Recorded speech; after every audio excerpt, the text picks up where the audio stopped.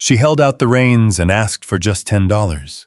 But why did the cowboy refuse to buy the horse and insist on taking her home instead? The coins clinked onto the wooden desk as a horse snorted outside. Frost hanging in the air, Nora's fingers shook around the worn leather reins while the cowboy pushed the money back toward her. His next words made the whole room fall silent. What did he see that she couldn't? If this story finds your heart, stay with me until the end. The scrape of Harlan Voss's boot across the porch boards came just as Nora Callum slid another loaf from the oven. Flour still dusted her hands. The kitchen smelled of warm bread, but there was no comfort in it. Bread still had to be baked, even on the morning a person's future threatened to disappear. Voss stood in the doorway with his hat tucked beneath one arm and a folded document in his hand. He spoke the way a man recited weather reports. "You have until sundown, Miss Callum. $14. After that, I file with the county. The lien moves forward, legal fees are added, and I cannot stop what comes next." He did not raise his voice. He did not need to. He tipped his hat, stepped off the porch, and walked toward the road. The sound of his wagon faded into the cold November air.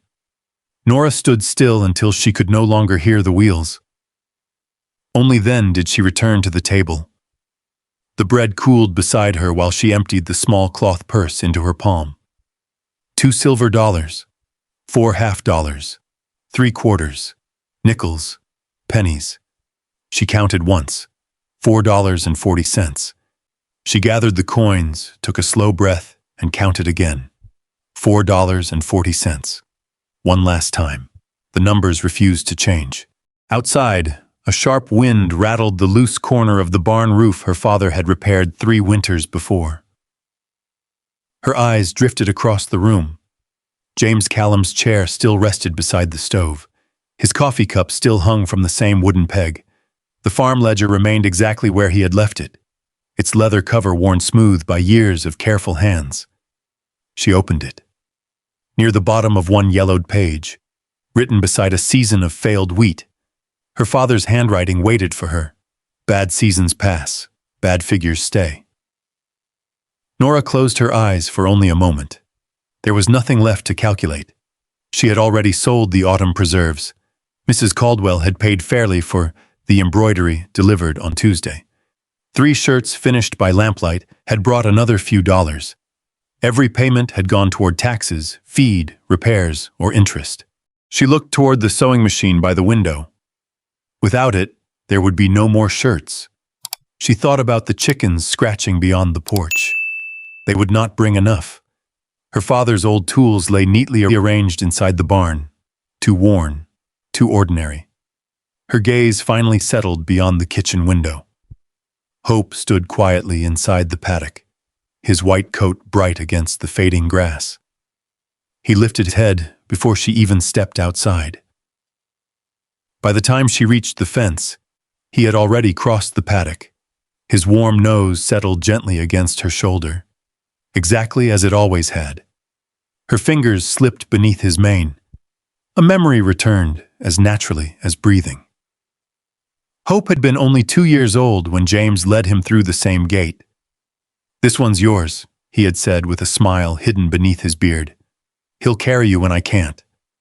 At the time, she had laughed. Her father had looked too strong to leave.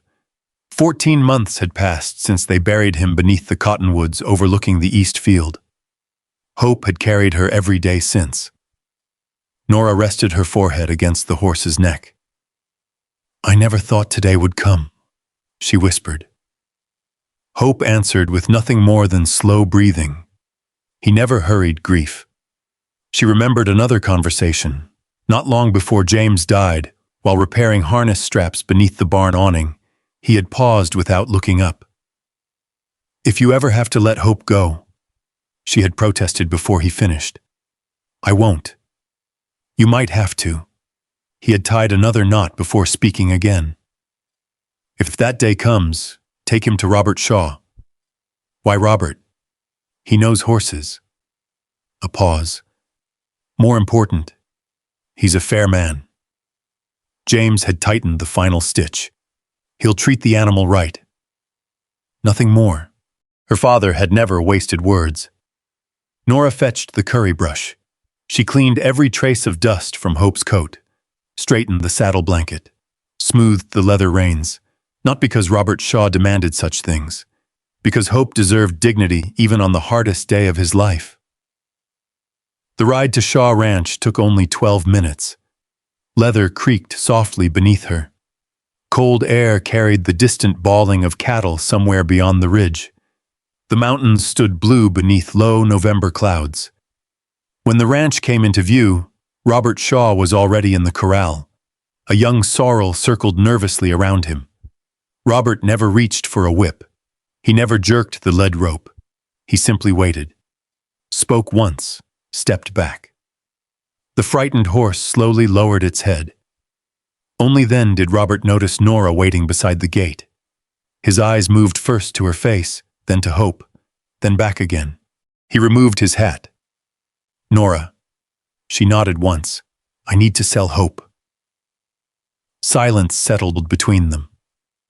Robert looked at the horse but made no move toward the reins. Voss? He asked quietly. She did not answer. She did not need to. He understood. I need $10, she said. Hope is worth much more than that. $10 is simply what I need. She swallowed before continuing. My father told me, if I ever had to let him go, to bring him to you. Robert rested one hand on the top rail. He said I'd treat him fairly. Yes. Another long silence. Hope stood perfectly still. Robert finally spoke. I'm not buying your horse.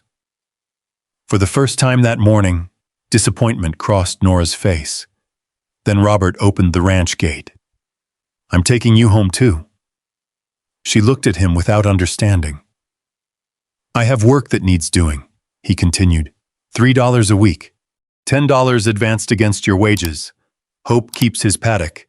Your farm stays yours. During winter storms, there's an empty room if the roads become dangerous. She said nothing. I'm not offering charity, Robert said. I know you wouldn't accept it. He met her eyes steadily. I'm offering honest work. Nora searched his face. You've seen my lamp burning at night. Many nights. And you never came. I thought respecting your pride meant waiting until you asked. He looked down briefly. I may have respected it long enough to become useless. The words settled quietly between them. No promises. No pity. Only terms. Fair terms. For the first time since sunrise, Nora felt something inside her loosen, very slightly. I'll take the work, she said. Robert nodded once. As agreed. Late that afternoon, at exactly 5:15, Nora placed $14 onto Harlan Voss's desk. His thumb stopped halfway through turning the ledger page. Found the money after all, he observed. I found work. Nothing more, nothing less. She walked back into the fading November light, where Hope waited patiently beside the hitching rail. She rested one hand against his neck before climbing into the saddle. Neither of them looked back. Behind the office window, Harlan Voss watched until horse and rider disappeared beyond the street. Then he quietly reached beneath his desk. He opened a second ledger. Not the one containing debts, the one containing land. His finger stopped beside a single entry. Callum property, 40 acres. Harlan Voss let his finger rest beneath the entry until the office grew quiet around him. Then he closed the second ledger, locked it in the bottom drawer, and returned to the front room as if nothing had happened. 2 mornings later, Nora Callum arrived at Shaw Ranch before sunrise. Hope's hooves struck the frozen road in a steady rhythm. A pale line of light lay behind the eastern mountains, and smoke had only just begun rising from the bunkhouse chimney. Nora wore a plain brown work dress beneath her wool coat. Tied behind the saddle were a pencil roll, her father's wooden account ruler, and a small lunch wrapped in cloth. Nothing else. She had accepted a position, not moved into a new life. Robert met her near the hitching rail with a cup of coffee in one hand. "The kitchen is yours to examine," he said. "The books are in the room beyond it." Nora took the cup. "What should I begin with?" Robert glanced toward the house. "Whatever concerns you most." That proved to be nearly everything. She found flour beside kerosene, onions rotting beneath sound ones, receipts folded into feed catalogs, and 3 open sacks of sugar in different rooms. Before breakfast was finished, she had moved half the pantry. Tom came in carrying an armful of split wood and stopped short. "The sugar was where I could find it." Nora did not turn from the shelf. "It was beside the kerosene."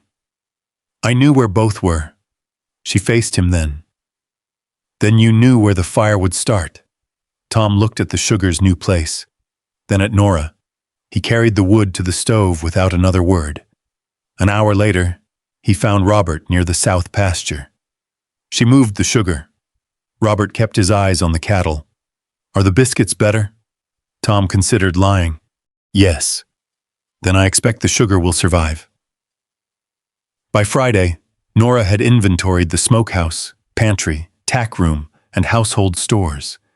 She discovered freight charges entered twice, lamp oil billed at a premium rate, and enough flour ruined by damp storage to feed every man on the ranch for 2 weeks. She wrote 3 letters to suppliers. Before sealing them, she placed each one beside Robert's plate. "You should read these. You found the errors. They are your accounts." Robert studied her for a moment before opening the first letter. She never mistook authority for permission. Within a week, meals arrived before the men rode out after dark.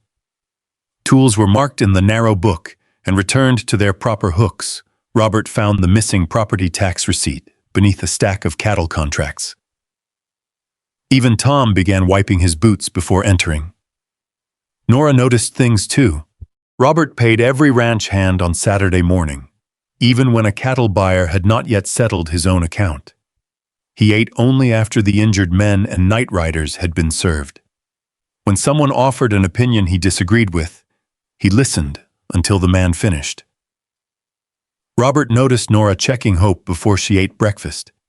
He saw her mend the same cuff twice rather than spend money on cloth. Her father's pencil remained sharpened beside the ledger, though she used another one for daily figures. Their conversations stayed practical. The silences between them did not. One cold afternoon, Nora carried the books to the kitchen table and laid out a row of figures. $11.40, she said. Robert pulled out a chair. In unpaid bills? In overpayments. He followed each line with his finger. Duplicate freight, missing feed, oil charged above agreement. You found this in 8 days. The filing system encouraged discovery. Robert looked toward the room where papers had once occupied 3 different chairs. "I should raise your wage." Nora's hand stopped on the ledger. "We agreed on $3. The work is worth more. Then ask to renegotiate when I am no longer indebted to you." Her voice remained calm, but her eyes did not move from his. "Do not change the terms while I am still trying to understand them." Robert leaned back slowly. "All right. As agreed, as agreed." At the Cedar Falls market that Saturday, Nora heard 2 women wondering whether bookkeeping was the only reason Robert Shaw kept her near his house. She arranged her bread loaves and continued counting change. Later, when a supplier referred to her as the woman keeping house, Robert placed Nora's corrected invoice on the counter. "Miss Callum manages the Shaw accounts," he said. "You will speak to the person checking yours." The man looked down at the false freight charge Nora had circled. His voice became considerably more respectful. The first snow arrived before December. One evening, Hope slipped on an icy rise halfway between the properties. Nora caught the reins and brought him upright, but Robert had already ridden down from the ridge. He stopped several yards away. "May I take his bridle?" Nora looked at the ice beneath Hope's front hoof. Yes. Only then did Robert approach. The east bedroom was offered again that night. Robert showed her the inside lock, the clean bedding, and the window facing the Callum Ridge. "It creates no obligation," he said. "You leave whenever the road allows." Nora set her small bag beside the bed. By the second week of December, 2 coffee cups waited on the kitchen table each morning. Bread cooled near the window. Robert began returning from the pasture before it went completely dark. One evening, Nora entered the barn and found him beneath a hanging lantern. A leather-handled draw knife lay on the workbench. Her father's stamp was pressed into the worn grip. Nora stopped breathing for a moment. "That belonged to James." Robert set down the harness strap in his hands. "He lent it to me 4 years ago. You never returned it." "I meant to." The lantern flame shifted between them. "After he died, I did not know how to come to your door carrying the last thing he had placed in my hands." Nora crossed the barn and lifted the tool. Her thumb followed the familiar mark. For one breath, she could almost see her father sharpening the blade near the stove. Then she handed it back. "Use it." He never respected tools that sat idle. Robert closed his hand around the handle. "He spoke about you every time I saw him." Nora looked toward Hope's stall. "What did he say?" "That you kept better books than he did." A faint smile touched Robert's mouth. "And that you could see trouble 2 days before it reached the gate." Nora turned farther toward the stall before the wetness in her eyes could catch the lantern light. Robert did not step closer. He lowered the wick and gave her the darkness she needed. Long after the house had gone quiet, Robert sat alone with his ledger open. Beside Nora Callum's name remained one final figure: $8. He stared at it for a long while. Then he closed the book, pulled on his coat, and rode toward Cedar Falls before dawn. January settled over Montana with short days and snow packed hard against the lower fences. Nora spent most nights in the east bedroom, though whenever the road opened, she rode home to the Callum farm. She cleared snow from the porch, fed the chickens, checked the roof braces, lit the stove long enough for smoke to rise above the chimney. The farm was still hers, and she would not let winter make it look abandoned. Robert never told her the trips were unnecessary. He only began sending Tom toward the North Creek on the same mornings. Nora discovered the arrangement when Tom appeared beside the cottonwoods for the 3rd time. "I do not need a guard," she told Robert that evening. "No," he said, "but the creek ice is bad, and Tom needs an excuse to avoid pantry work." From the doorway, Tom nodded. "That is largely true." The matter ended there. A storm broke over the valley near the end of January. Wind shook the ranch house windows, and sometime after midnight, cattle pushed through a lower fence. Robert sent men into the snow. 2 did not return. Nora found him at the kitchen table before dawn, a book open beneath his hand. He read the same page twice. "What are you waiting to tell me?" she asked. His eyes lifted. "Eli and Ben are missing." She pulled the provision sheets toward her. The 2 men had taken coffee, dried beef, and only 1 blanket between them. Their horses had been assigned to the western line. "The creek road would have been drifted shut," Nora said. "They would have turned for the old line shack." Robert was already reaching for his coat. They found the riders there before sunrise, cold and exhausted, but alive. When Robert returned, snow clung to his shoulders. Aunt Nora set coffee near his hand. "You saw the answer in papers I had already read," he said. "You were reading with fear." She looked at him over the rim of her cup. "Fear skips numbers." After that night, the distance between them changed. Robert asked before placing a blanket around her shoulders. Nora left his coffee ready when he rode out before dawn. Sometimes, after the others had gone to bed, they sat at opposite ends of the kitchen table and listened to the stove settle. Nora began to imagine remaining after the debt was gone. She did not give the thought a name. On the first Monday of February, She rode into Cedar Falls with $2 sealed inside an envelope. The lending office smelled of coal smoke and damp wool. The clerk opened the account book, traced one line, then looked up. "Miss Callum, this account is closed." Nora did not move. "Closed? Paid in full on January 15th. He turned the ledger toward her. Beside the final $8 entry was one name: Robert Shaw. The stovepipe ticked. Wind pushed the hanging sign against the window. Nora's fingers tightened until the envelope bent. Harlan Voss stepped from his private office. "A powerful neighbor is useful," he said. Nora looked at him. "A receipt." Voss hesitated. "There may still be administrative review." "A signed receipt," she repeated. The clerk produced one. Nora folded it carefully and rode back through the cold. Robert was repairing the south fence when she arrived.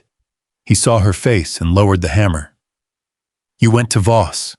She placed the unopened envelope on the fence post. "Why?"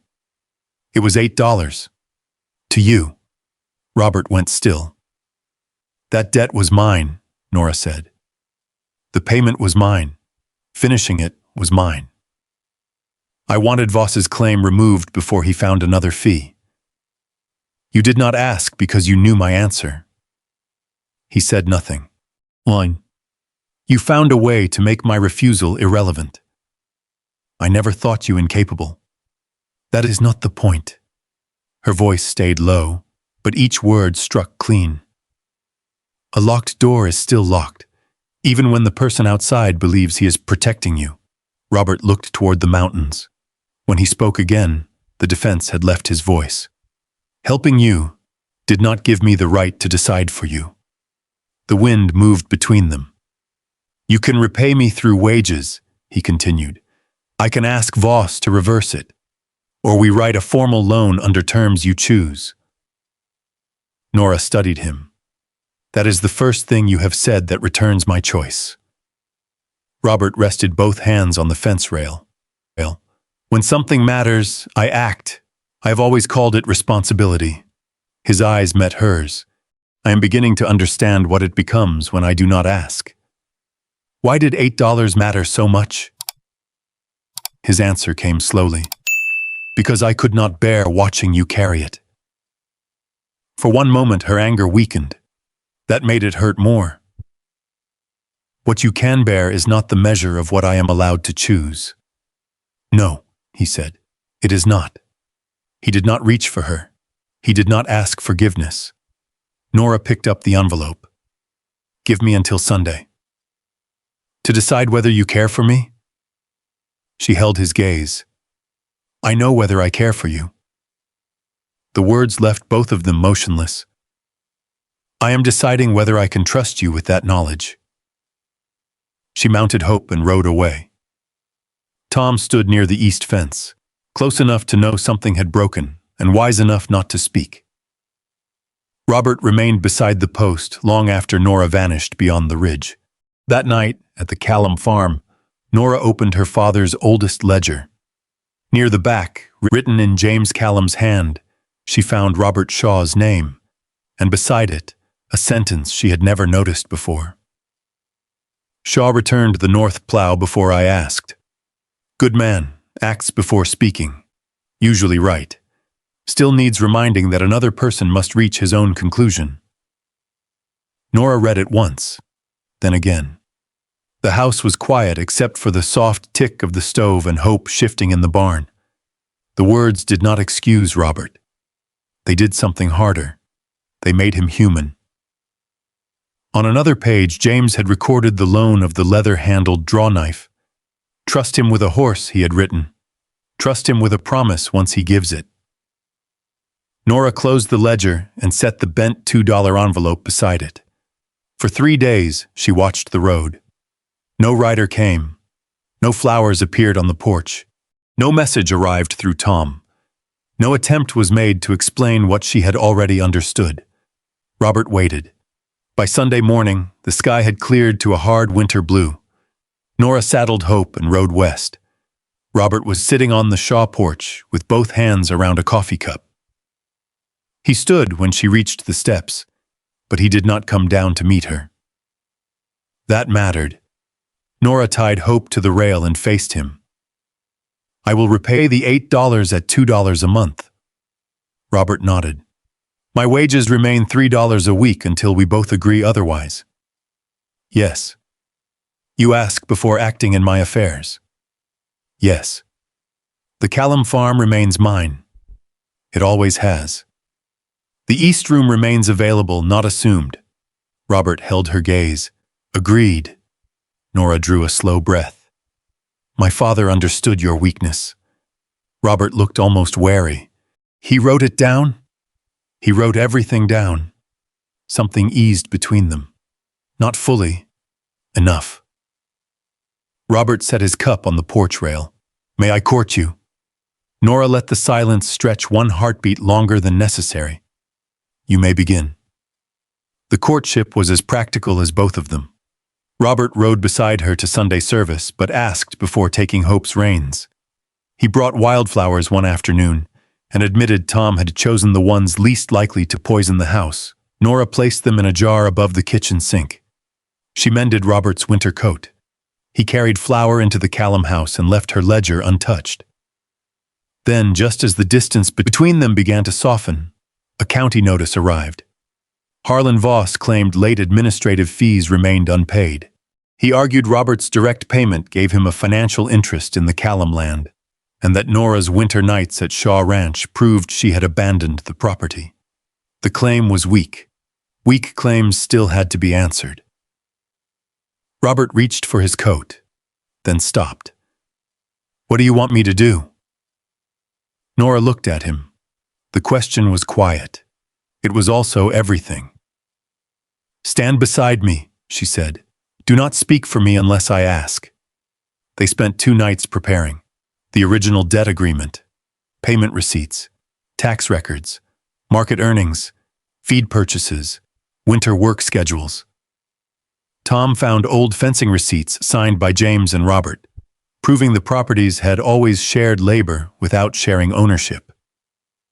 At the county office, Voss stood beside a tall desk beneath a smoking lamp. He spoke of Nora as though she were not in the room, a struggling woman, a neglected property, a richer neighbor forced to assume her obligations. Nora opened her ledger. She showed every payment, every wage, every expense made at the Callum farm through winter. She showed the date Robert's $8 became a debt owed by her to him, with repayment terms written plainly beneath it. Voss pointed toward Robert. "Perhaps Mr. Shaw should explain." Robert remained silent. Nora looked directly at Voss. He was told not to.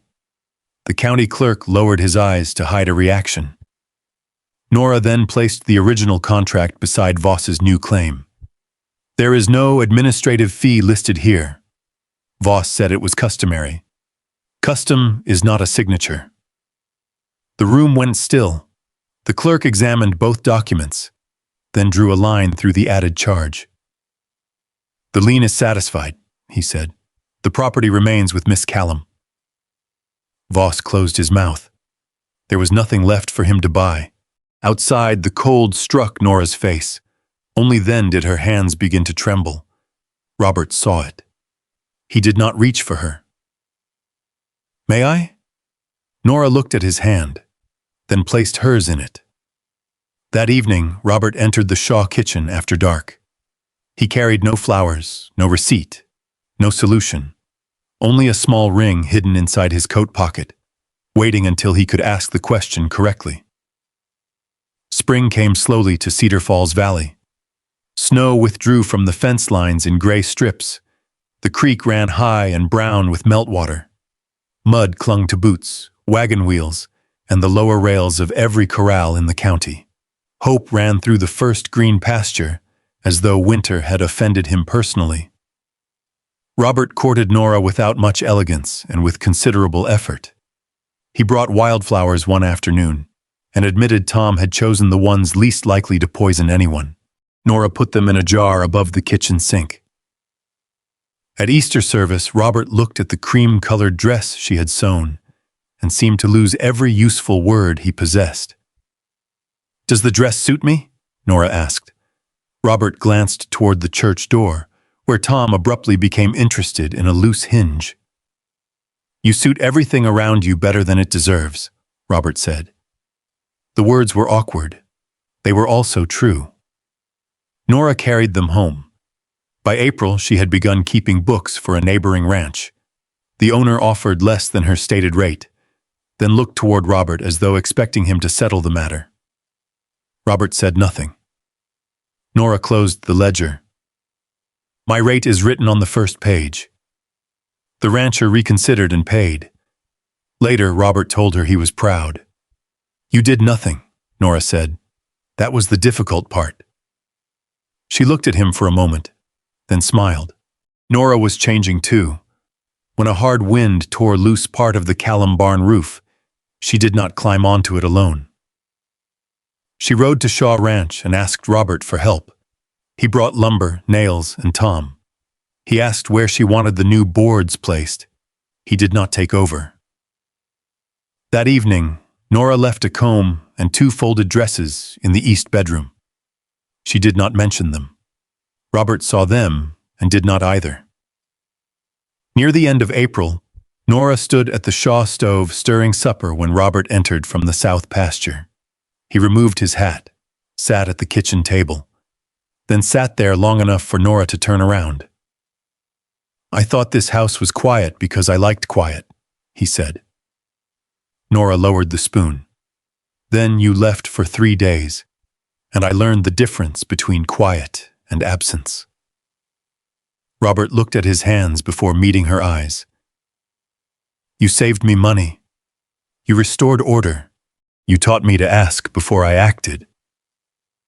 His voice remained steady, though his thumb pressed hard against his palm. Nora Callum, may I ask you to marry me? She heard the care in the wording. You may. Robert took a breath. Will you? Nora crossed the room and sat opposite him. She placed both hands on the table. Yes. Only then did Robert reach into his coat and bring out the ring. They married in June. Nora wore a cream linen dress made to survive more than one occasion. Robert wore his only good shirt and endured it with the solemn patience of a man waiting for work clothes. Before the ceremony, he came to the small room behind the Cedar Falls Church carrying James Callum's draw knife, cleaned and wrapped in cloth. It should go back to your property, he said. Nora held the leather handle and traced her father's stamp. Then she placed it back in Robert's hands. Oh, keep it at the gate barn. Both properties use that one. He understood. Their marriage would join 2 lives. It would not erase either of them. Tom sat in the 3rd row and collected a silver dollar after the vows. I knew in February, he told Robert. Then why bet on April? You need it until April. Afterward, Nora retained legal title to the Callum farm. She continued managing the Shaw books and soon took on 2 neighboring accounts. She raised her rates when the work increased. Robert consulted her before large purchases. The 2 properties shared fencing, water access, and seasonal labor under written terms. Nora prepared herself. The gate between them was rebuilt. It was rarely closed. In the 2nd spring, Nora and Robert sat on the Shaw porch with coffee, while Hope grazed near that open gate. The Callum house stood across the green distance, smoke rising from its chimney. The Shaw barn caught the evening light behind them. Nora thought of the November afternoon when she had possessed $4.40, 3 hours, and 1 white horse she believed she had to surrender. My father knew, she said. Robert watched Hope. He knew I would treat the horse right. Nora looked at him. He knew more than that. Robert turned the coffee cup once between his hands. Then I hope I became the man he thought I could be. Nora rested her cup beside his. You asked, she said. That made the difference. Hope lifted his head. He walked through the open gate from one property to the other, paused as though checking that both still belonged where they were, then lowered his nose to the grass again. Nora had never been purchased. She had never been folded into Robert's land or made smaller by his name.